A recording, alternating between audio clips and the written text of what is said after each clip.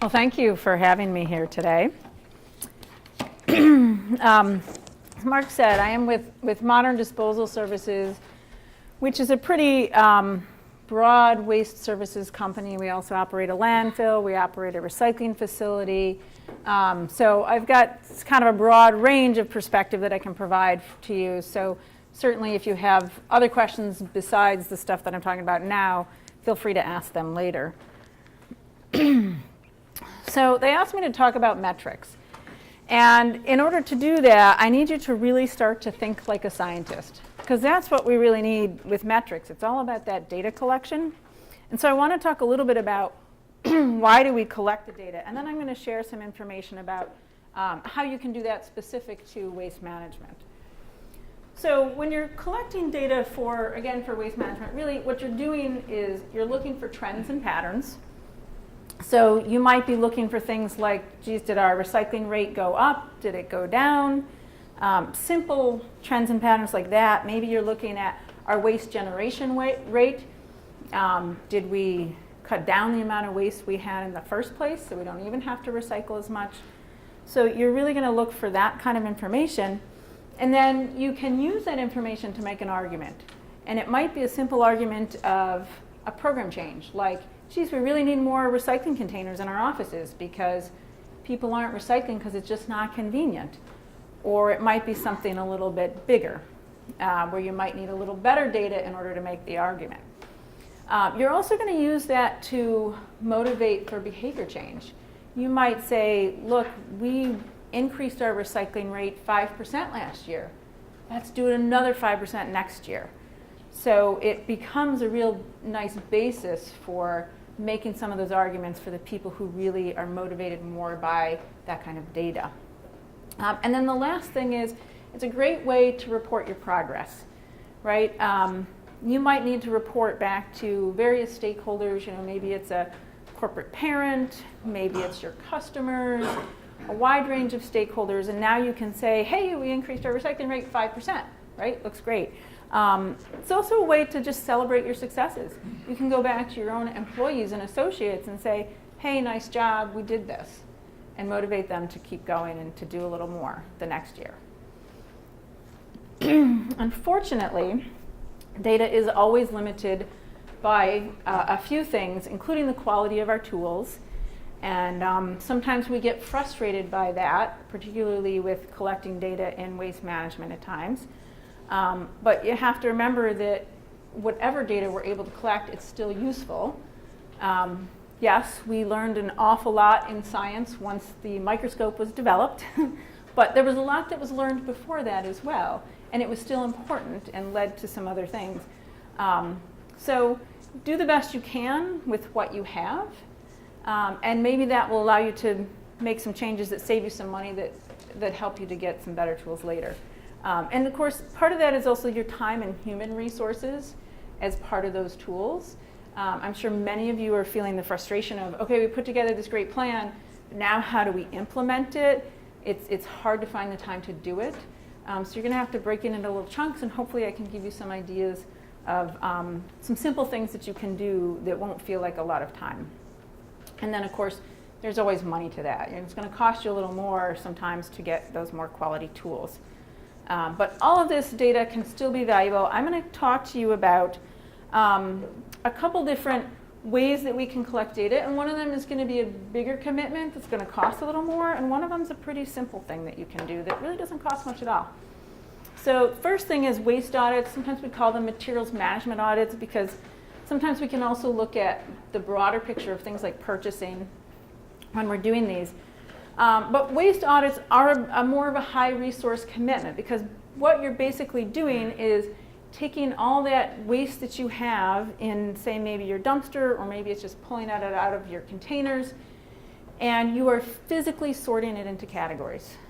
Okay, so it takes time to physically sort it, and in many cases, companies don't want to do that themselves, so they want their waste hauler or an outside consulting firm to do that.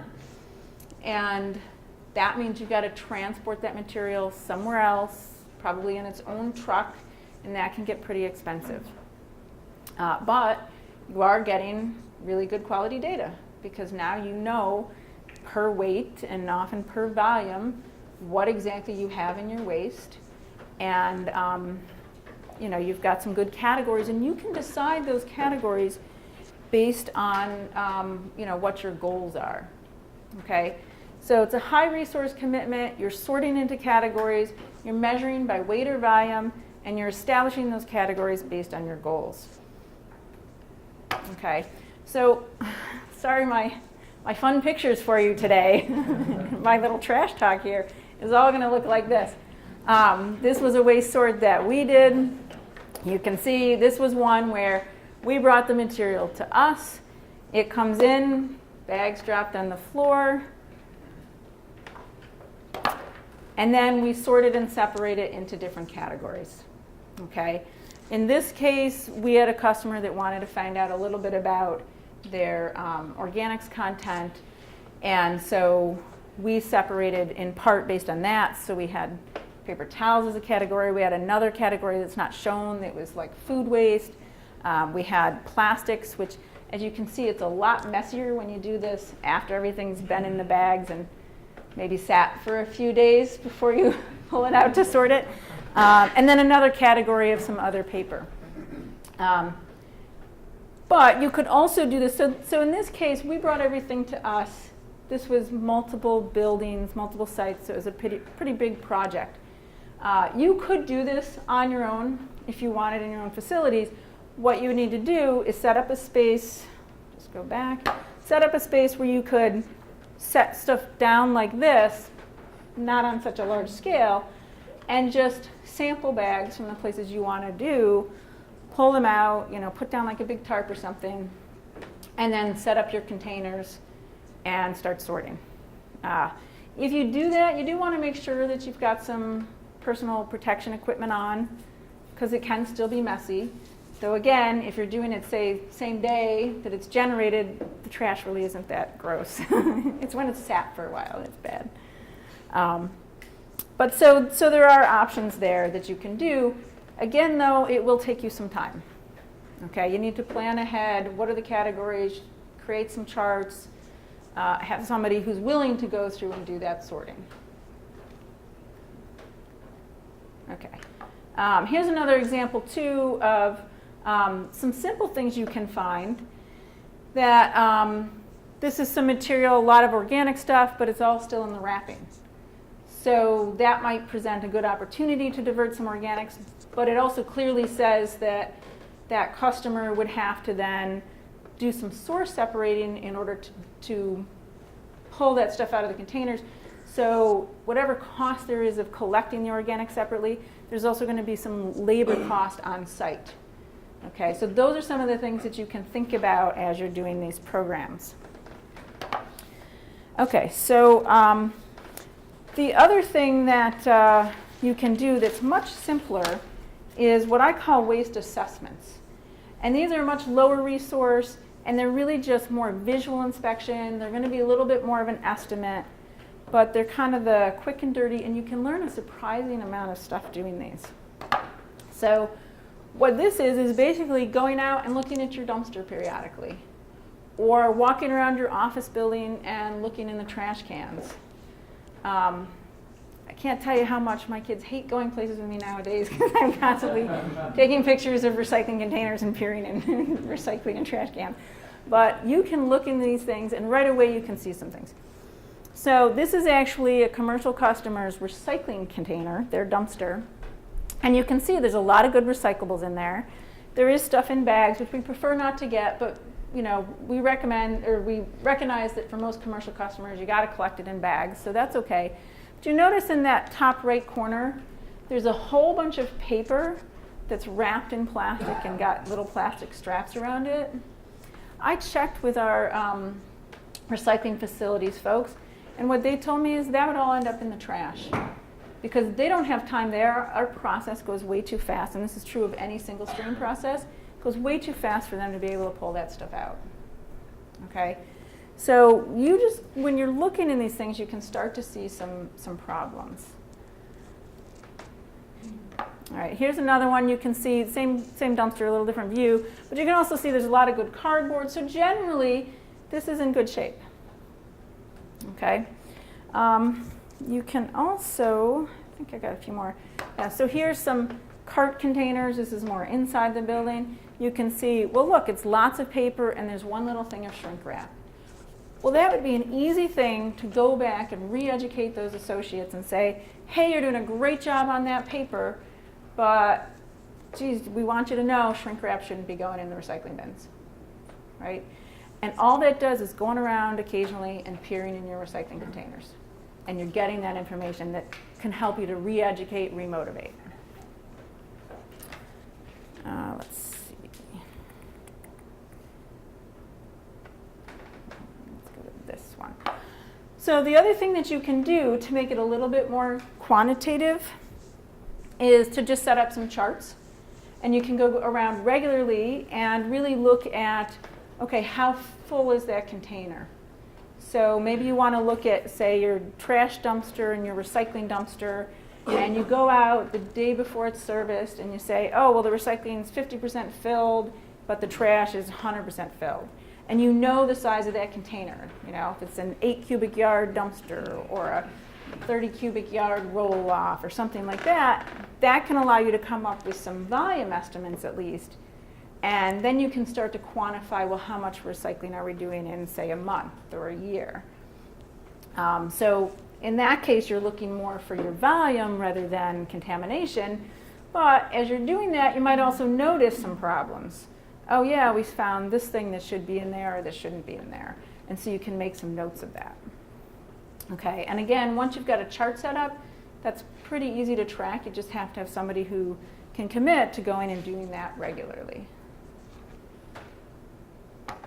Okay, so in this case, you're getting some quantitative estimates instead of real actual data. It might be percent full, percent contamination, but you might be able to also do a few times where you're doing some weights, so you can come up with some conversion factors and then be able to use those to gauge things in weights going up down the road. There's also qualitative things. You might notice, say, in your office, if you start peering in your containers, you might notice places where people are doing a better job of recycling and places where they're doing not so good recycling. Maybe it's a matter of the containers aren't there. If you're putting a trash container on one side of the room and the recycling on the other, you might find there's a problem. If you put them next to each other, maybe it's better. And you can kind of figure that out with this simple just peering in and looking at your data from that. And that leads to the idea of experiments. Sometimes it can be a simple experiment. Take those two containers that you had on opposite sides of the room, look at what was happening before while they're there, move one of them to the other side, and observe it afterwards and figure out, did that work or did it not work? You know, was there an improvement? That's what we did at the Lewiston Art Fest. We were doing recycling services for them, and they wanted to be really progressive and include composting.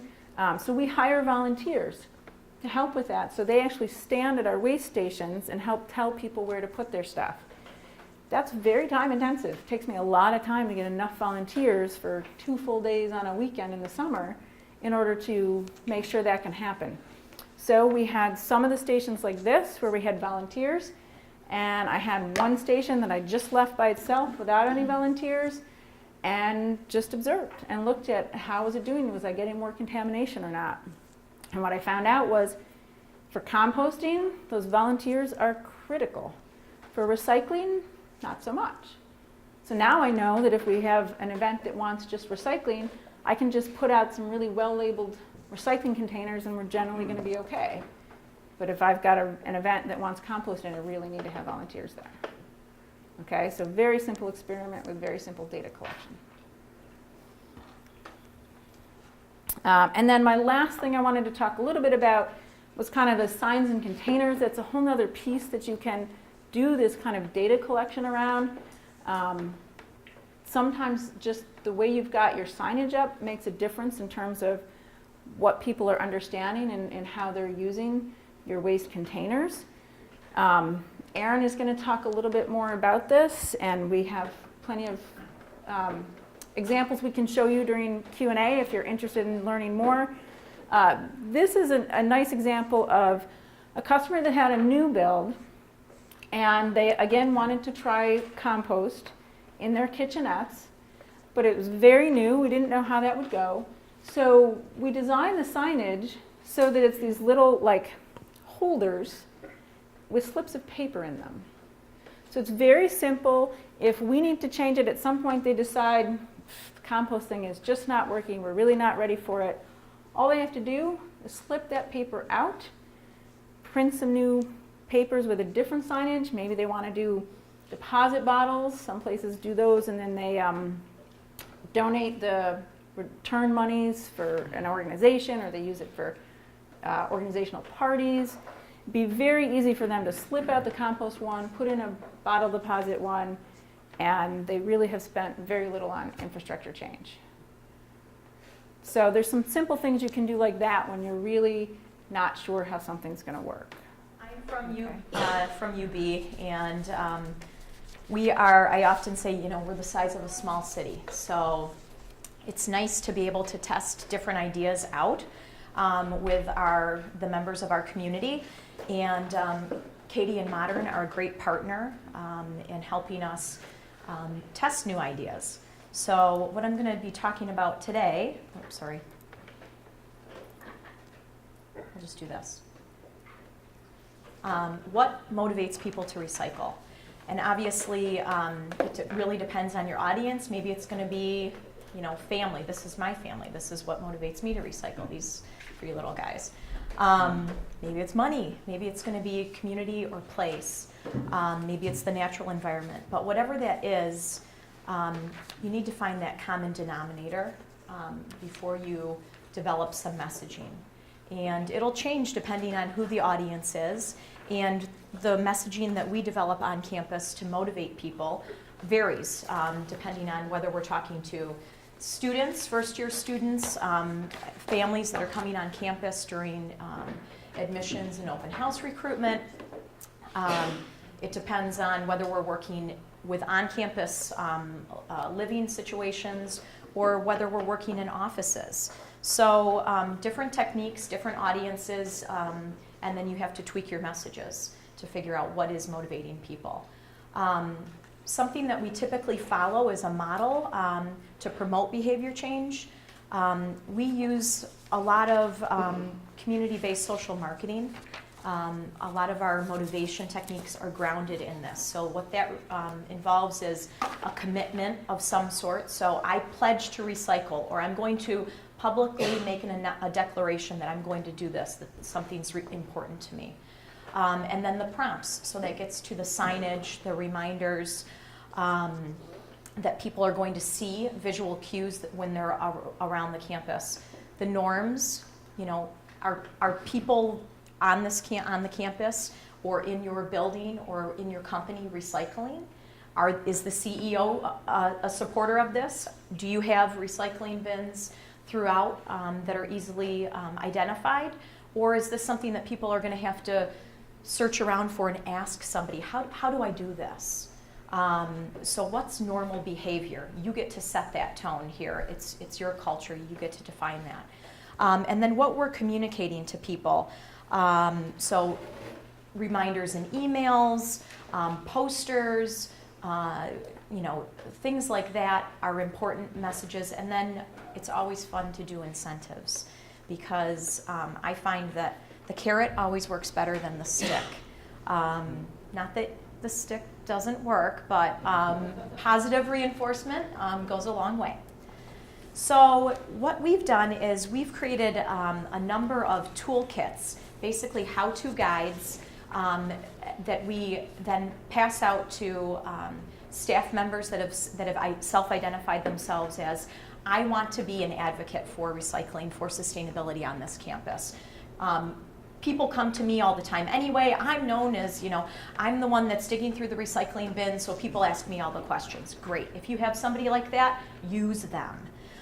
If you know somebody like that, but they haven't self-identified, figure out a way to bring them into the fold. A low commitment way. Often people are, a little bit scared about, well, I have a lot on my plate. I can't take on yet another thing. That's fine. whatever level they're able to do this. I often say to people, you're already doing this. We just want to publicly recognize what you're doing, and we want you to know to come to us if you need more help. You don't need to do anything beyond what you're already doing. And then that kind of lets people feel more comfortable with a new role. Sometimes we formally acknowledge the role, other times we don't, and it's just that we keep the lines of communication open. So that's with staff. And then motivating students, I often feel like, geez, I've been doing the same thing for 16 years now. Well, I am, because we're always getting new people on the campus. I can't rest on my laurels, because we are, every 4 years, 5 years, hopefully 4 years, we're getting a new audience on the campus, and we need to be telling them, here's the way that this community works. When you join UB, here's what's expected of you. Here's what you're going to find others doing. This is normal here. So we have to tweak the message occasionally so that we're communicating to our students and our faculty and staff. And I think that depending on the business that you're in, maybe what you want to do is really craft a message so that your customers know what you're doing. Maybe that's important to you. Maybe it's more important to get a good handle on, make sure that your own house is in order before you go forward and tell the masses that, yes, Curbell is a sustainable company. Here's what we're doing. You want to make sure that your staff, I would think, will be able to carry forward that message, because that just lends an authenticity to it if everyone is on point telling the same story. So we like incentives, and here are some things that we've done on campus. I realize that not everyone is going to go out and invest in a bottle return machine. However, on our campus, that's something that we've been able to do in negotiating with our vending contracts, and students really like this because they then get that money back on their card, and it goes toward their dining plan. It also just is a high profile, high visibility reminder that, hey, it's important here to recycle. This is what we do. And yes, you can put it in a bin and we will take care of it. But if you want money, if that's what makes it important to you to take that step, here, we're going to help you do the right thing. We also have a lot of competitions that go on. So this is one. James here was caught recycling, and as a result, we gave him a reusable bag. So what we try to do is send a consistent message. You're not going to see us reward people for recycling with a bottle of water. You're going to see us reward people for recycling with a reusable mug, because we want them to complete that circle. Think about rethinking the way that they go about their everyday life, reusing, recycling, reducing. So we really try to reinforce the good behaviors that we want people to see. Maybe they haven't taken that step yet, but we want them to be thinking in that way. Again, this is a student that was caught recycling, and he was given a reusable mug. And then our campus has a program where if students use the reusable mug, they then get a discount when they're refilling it. Something simple that we do, again, our Caught Green-Handed campaign, and we play up a lot. Can we take a picture of you recycling? Oh, we're going to put it on our Facebook page, and then if you can tag yourself too. The students love getting their pictures taken, but so do the faculty and staff. So we really utilize friendly competition, and Recycle Mania is one thing. Game Day Recycling Challenge is another. These are specific to campuses. We have our Green It Forward campaign, which is a friendly competition pitting dorm against dorm. Let's see who can save the most energy. Let's see who can recycle the most. But this is something that anyone can participate in. You don't need to be on a college campus to do this. And this is America Recycles Day. Great website, lots of really good, useful resources. You don't have to know how to do this. Just go to that website, download a toolkit, sign up to participate, and this can get you started. It's a great way to just call attention, and it's a low commitment way to also say, hey, we are recycling, this is something important to us, because you could do it in just a one-off event. It starts a conversation, and then you build off of that. We also, it's peer pressure, but it's also the social norms that we're trying to promote on campus. In our stadium, Modern has been a great partner. We've been piloting, how do we offer the public the ability to compost? We've been composting for a long time in our kitchen, back of house operations. So when someone's preparing something, those scraps, cutting scraps, are going to be diverted to compost. But as a customer, if I don't finish what I eat, I often do not have the ability to compost those food scraps. So what we're doing is, in a very controlled environment, we know what is being consumed in the stadium. We know what is being sold at concessions. We know that people are not technically supposed to bring outside items in. So we identified what we were getting rid of. We, in some cases, found alternatives to those materials and made sure that everything that was going to be coming out of the stadium, we were either going to be able to recycle it or compost it. And we have utilized volunteers, this is the second season where we've been doing this. Is it perfect? No, it's not perfect, but it sends a message that we're working toward improving our what we're doing on campus. And it lets the students know that they're important and they can get involved. Another thing that we're doing that we do often is our I Recycle, Do You. Very simple. We just have, I have 2 minutes left, thanks Bonnie. We have some signs that we print up, and it says just this, I recycle, do you? And then we go around and we just ask people, do you recycle? Is recycling important to you? Most of the time they say, yeah. Okay, can we take your picture? Okay, so they hold the sign, we take their picture, we post it on social media. Again, it creates a buzz. Super easy, super quick, something that you can do, much like the Caught Green-Handed, doesn't take a lot of time or commitment. Someone could decide that half an hour once a week, we're gonna do this campaign in the office. Another thing is communication, transparency, promoting that, listen, if we all do this, we can have a big impact. A lot of people think, it doesn't matter what I'm doing. It does, because as a community, we all can, it's a ripple effect. One drop in the pond is not a big deal. We start dumping, buckets of water in, we're gonna get some waves. So communicate what you're doing, and communicate what you want to do. Maybe you're not yet doing it, but you can be communicating what you want to do and the information that you want people to know. So these are some examples of what we did. Again, some students getting excited about helping out at the stadium. We have done waste audits also. I think some of those pictures were of UB waste where we had Modern come in, but this is something that we did on a small scale. A student and I, a few years ago, our honors college had said, we really want to try to collect composting just in our suite. Said, okay, well, let's do a waste audit. Save up, we'll talk to the cleaners, we'll make sure that nothing leaves your suite for a whole week. We'll set it up in your conference room. We laid out a plastic tarp. We're in our Tyvek, and though it was hot that day, so I was half in Tyvek. And we ripped open the bags and started putting it in different piles, because you don't know what you don't know. I mean, I feel like I should, since Yogi Berra passed away last week, it's like there's a yogiism for us. You don't know what you don't know. You need to find out what it is you can do. So this was an easy way. It was a very visible way. Students were in the room studying while we were doing this, and they thought, well, this is weird. Why are you going through the garbage? And so we talked to them about it.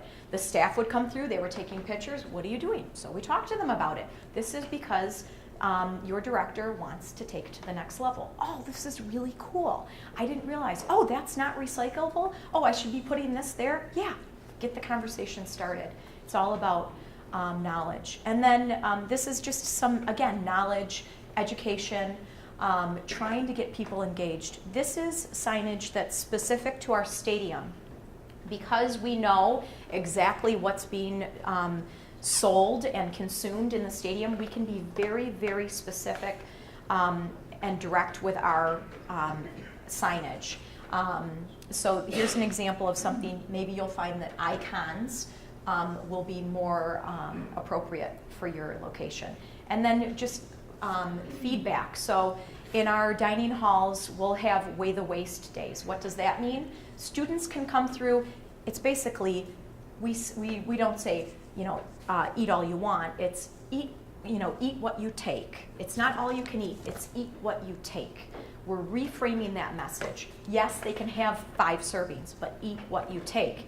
And if you don't eat what you take, well then let's figure out what we're wasting today at dinner. And then a week, so we did that. We would weigh the waste. And then a week later we would come and we would publicize that over the course of the week. And then a week later we would come back and say, we're gonna weigh the waste again, guys. And guess what? The waste always went down. People started thinking, I can't, this is free, but if I'm not going to eat it, do I really need it? And then this is just an example of a new marketing, education, outreach campaign that we're going to be implementing in the student union. We have some new recycling containers, and then instead of having just a recycle, the symbols on it, we're going to be reinforcing the behavior we want to see. So be prepared. Bring your water bottle. Say no to styrofoam. Pay less. If you are using a refillable bottle, you're going to be spending less money. So we use engagement to motivate and make sure that we always try to make sure that people have fun. And Bonnie was standing up, so I am all done. And I'll talk to you. I can answer your questions. Among a few other things, and I remember you mentioned I forget a lot about the urban habitat, and my friend Erwin, who's sitting next to me over here, he'd been involved with me at the terminal for a long time. I remember talking about the habitat 5, 6 years ago, coming up with the idea of regenerating this site and making it better than what it was and what it is. And people would say to me, I assume some of you are familiar with the east side and where the central terminal is located. Were telling me, well, why are you doing it here? Why are you going through the trouble? Why are you going through the investment? I didn't make any money doing it. We were funded.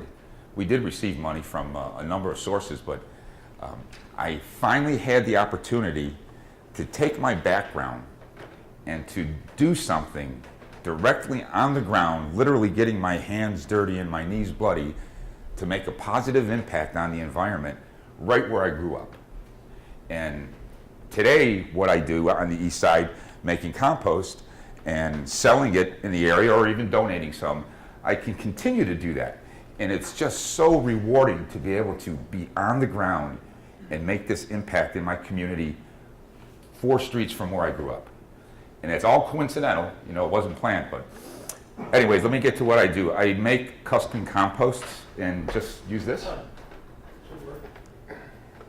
And green infrastructure projects.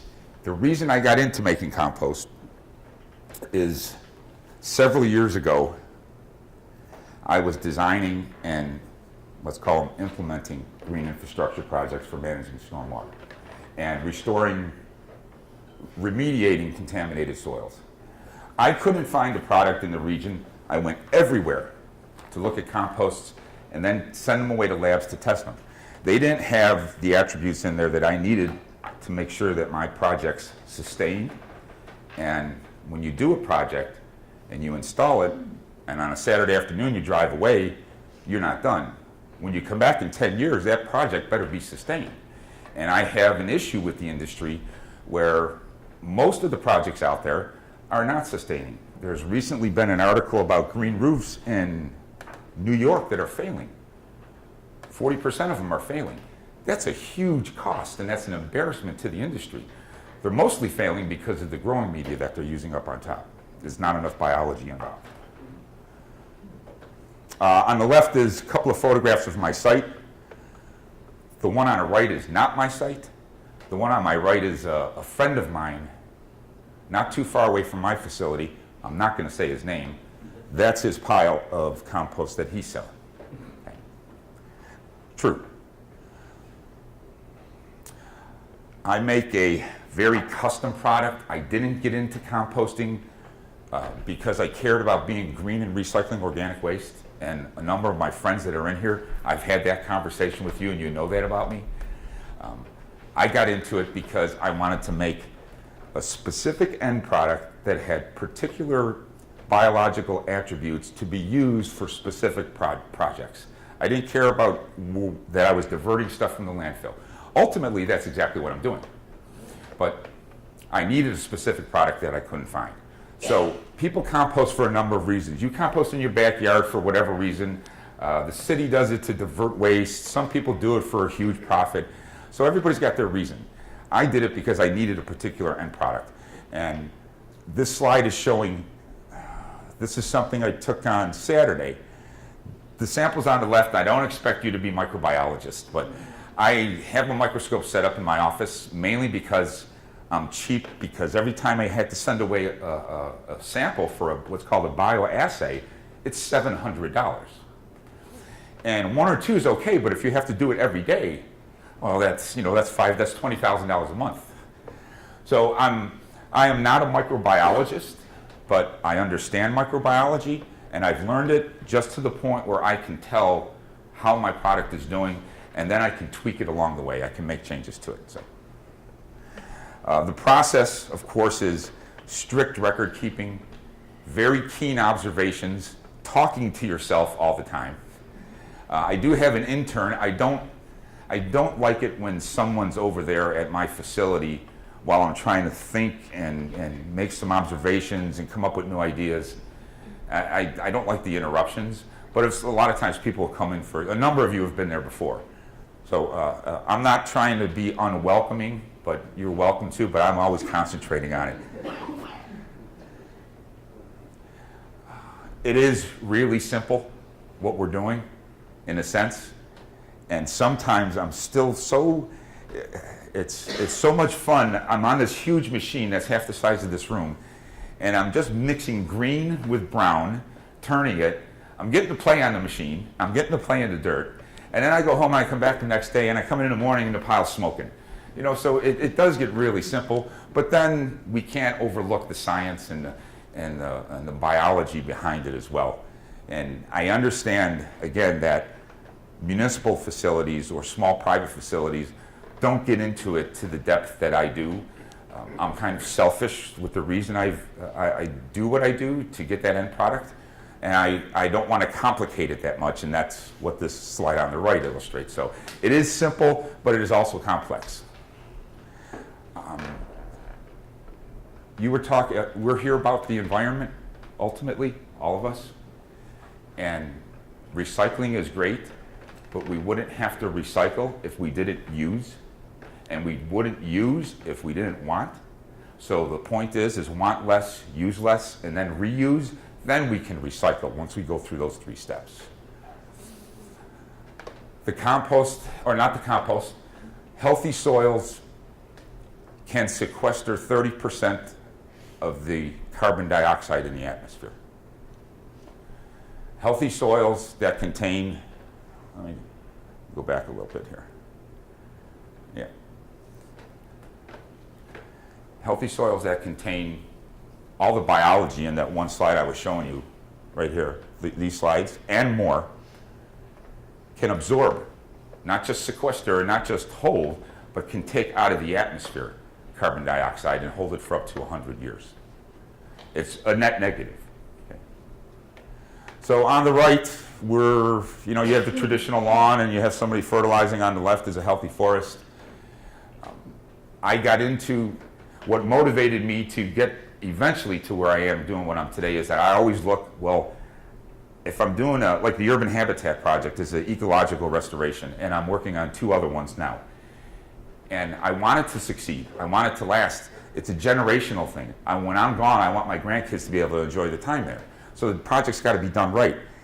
And I always look to, well, how does the Adirondack forest or Catskills or Poconos, how do they have such healthy trees when nobody waters them, nobody fertilizes them, and nobody maintains them?